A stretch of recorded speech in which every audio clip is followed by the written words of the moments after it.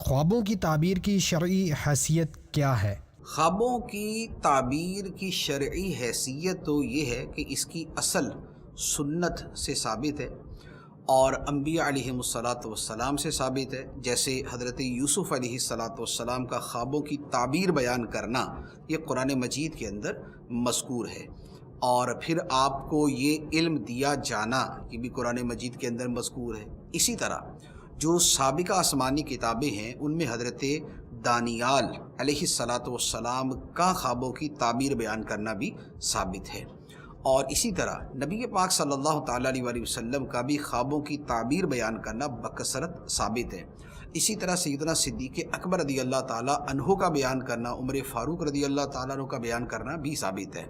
اور اس کے بعد پھر تابعین کے اندر بڑی مشہور ہستی امام ابن سیرین رحمۃ اللہ علیہ، یہ تعبیر بیان کرنے والوں کے ایک قسم کے امام شمار کیے جاتے ہیں، امام المعبرین انہیں کہا جاتا ہے، اور ان کی بیان کردہ تعبیرات پر باقاعدہ پوری کتاب ہے. اسی طرح امام جعفر صادق، امام باقر رضی اللہ تعالی عنہما کا تعبیر بیان کرنا بھی ثابت ہے.